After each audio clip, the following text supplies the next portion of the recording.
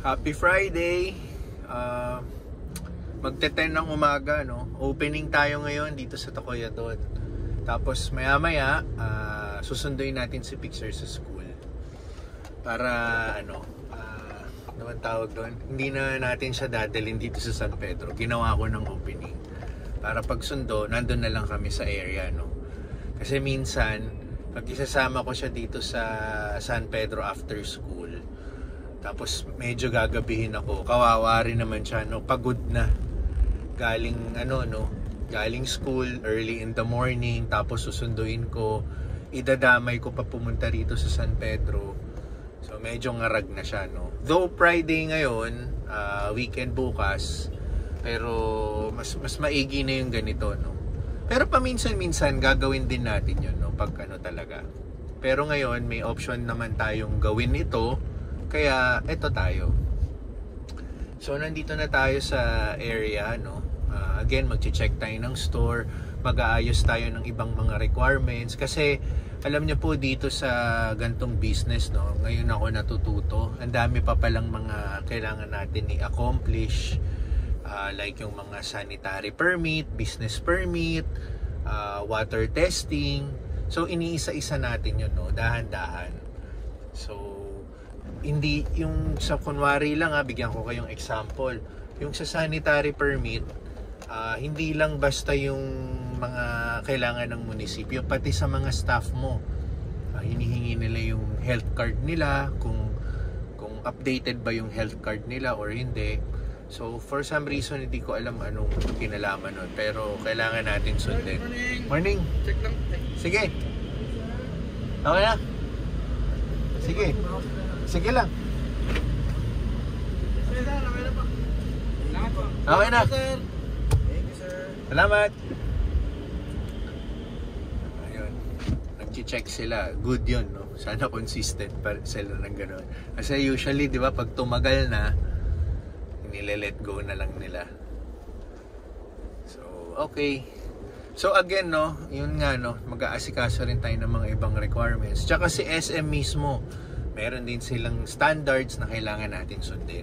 So, hindi lang nandito ako sa mall para pag-aralan yung sistema ni Tokoyadon, but also i-make sure na sumusunod tayo sa standard ni SM, na hindi naman tayo lalabag, no?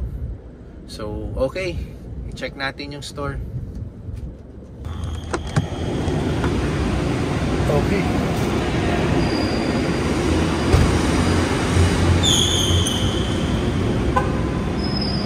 Okay. So, ikaklaro ko pala yung nabanggit ko kaninang business permit. Meron na po talaga kaming business permit. Yung sa sanitary pala, ang binigay lang kasi sa amin is temporary sanitary permit. So, para maging permanent na siya, para maging legit na siya, kailangan namin i-accomplish yung mga to follow na documents. Kaya yun po yung isa rin na inaasikaso ko whenever nandito ako. So isa nga doon yung mga health card ng staff natin and yung iba't ibang mga kailangan pa nila, like yung result ng water test, kailangan pasado tayo doon. So ito, opening nga tayo, no? Nag-aantay pa yung mga tao kasi meron pang mga 2 minutes bago mag-open. So isa tayo sa mga excited dito sa SM San Pedro mag-open. So, nandito nga pala ako nag-park banda. Usually, dito ako nagpa-park eh. Pero, naka-close pa. Siguro maya-maya i-open na nila yon. So, ito yung mga excited na tao kasama ako para sa pag-open ngayong Friday. Good morning!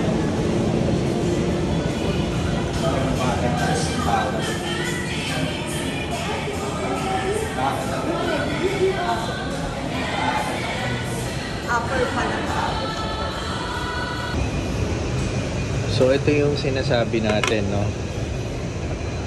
Ayan, may permit na tayo. Ayan. Ito.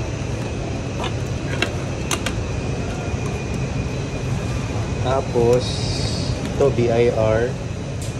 Ito yung sanitary natin. Ano pa lang, ano ba yan? Temporary. So, ang kailangan natin makuha is permanent. So, ito yung isa sa inaasikaso natin. So, ganito tayo. Shifting na kasi sila. Unlike yung first week natin, opening till closing sila. So, ngayon, shifting. 3 sa umaga for opening, 4 sa closing. Pero in the middle, mag-aano sila, magsasama-sama sila sa mid-shift. So, yun, no? Meron naman silang day off once a week. And then, ano yun, pag-uusapan nila, no? Yung itatalaga nating OIC, siyang bahala sa schedule nila. So tayo, titingnan na lang natin yung attendance. Of course, kailangan natin yun, no? Para sa pangpasweldo nila. So, yun. Wala pa masyadong tao. Hopefully, by noon time or afternoon, dumami na. Kasi Friday ngayon, no? Approaching weekend tayo.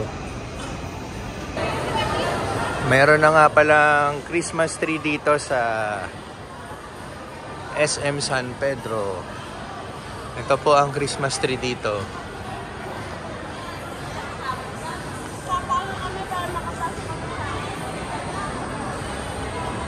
Oh, so ganito ang setup.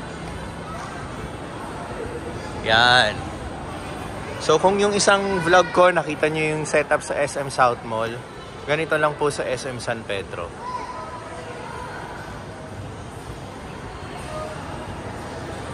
So red na red ang kanyang theme. So, yun. Okay. So ngayon,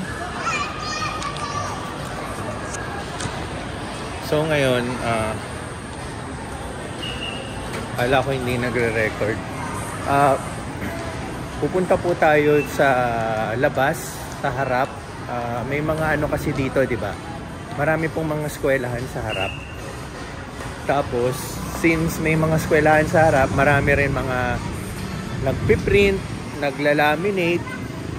So, pupunta tayo doon sa may isang laminating shop. Kasi kahapon,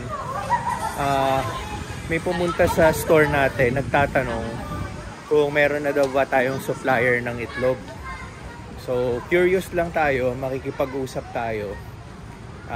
Kung maganda yung presyuhan niya, reasonable, so makikipag-deal tayo. Ang kagandahan pa, binanggit dun sa staff ko na yung lumapit na magsusupply ng itlog, nagdi-deliver sila.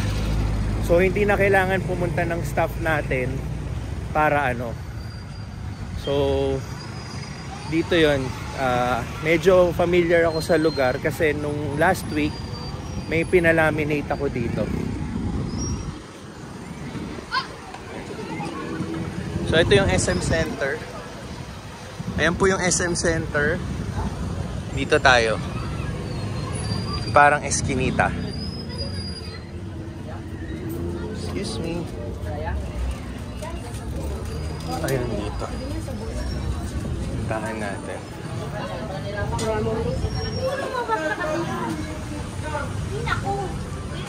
So dito. Ay, walang tao. Wala pang tao. Oo. Dito yun eh. Saan ako nagpa-laminate? Anong oras na ba? Hindi pa naman lunch break eh. So, try na lang natin tawagin to.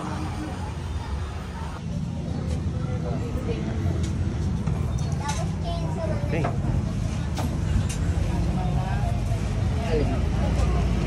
Na-contact na natin. Mamaya pa daw sila pupunta sa store. So, ibibigay na lang sa akin yung contact number and then mag-uusap na lang kami through mag-uusap na lang kami through phone.